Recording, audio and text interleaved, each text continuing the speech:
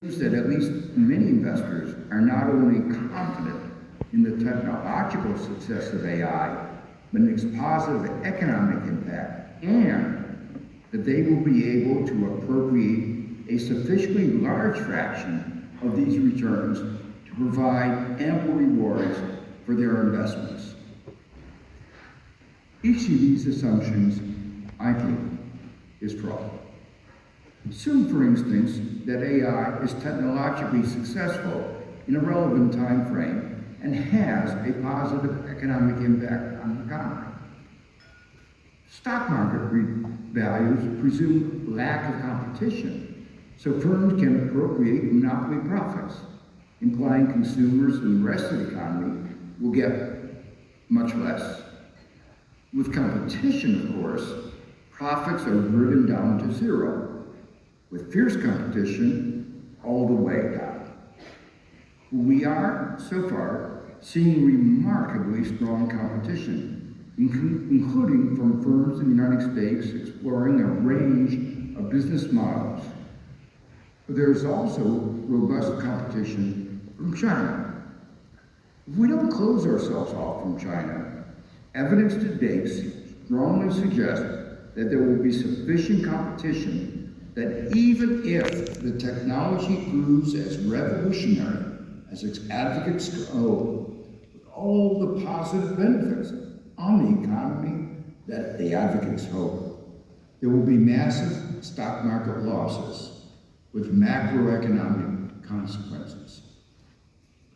The way the U.S. has managed its economy in recent years, especially under President Trump, raises questions about our capacity to manage such a macroeconomic perturbation. Moreover, were AI as successful as its advocates claim, the macroeconomic disturbance, including workforce and sector transitions, would be so large as to call into question the ability to reap the economic returns its advocates hope. So again, calling into question the calculations on which the valuations are based. We are not putting into place the frameworks we need to deal with these workforce and sector transitions. To the contrary, the legacy of the Trump administration is that we are far less capable of dealing with such problems. In short, while we can't predict exactly how things will play out, it's hard to imagine a technological and competitive landscape in which the world, and especially the United States, is not going to be facing a rough road ahead. Second, I'd like to highlight how disinformation impacts the economic outlook of the world. I hypothesized above that AI was both technologically successful and had a major positive impact on the economy. In no way does the former ensure the latter. Indeed, much of this conference is about the problem of alignment.